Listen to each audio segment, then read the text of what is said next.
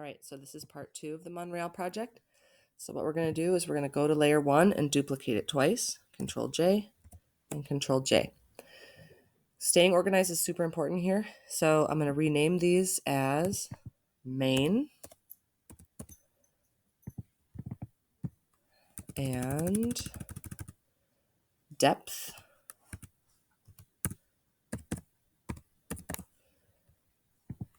and edge. And keep them in that order. So we're going to turn off main.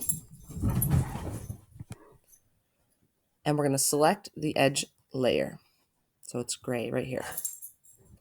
And we're going to click FX. And we're going to choose blending options. And we're going to add a color overlay right here.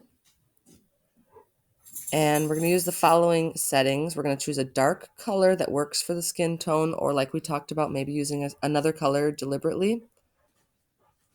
We're going to leave this as normal, opacity 100, and say OK.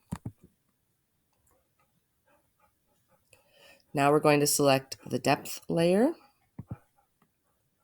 We're also going to click FX. We're going to go to blending options, and we're going to add an inner shadow with the following settings. We're going to set it to multiply. It's black here, 50, 190, 0, 250. The angle you might have to play around with, so we'll leave that where it's at for now and say OK.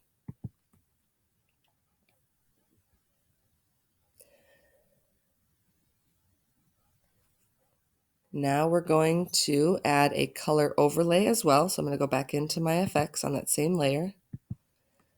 And I'm going to choose color overlay. And this time I'm going to use a light color that works with the skin tone. So I'm going to go just a little lighter than this one.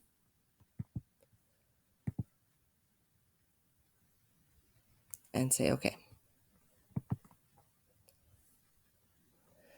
And then I'm going to use the move tool, and I'm going to use the arrow keys, not my mouse, because the arrow keys are more subtle. So I'm using the move tool and the arrow keys, and I'm going to move my edge layer slightly to the right or the left. And if you look right here, we now see that little edge of depth that looks like it's cut out.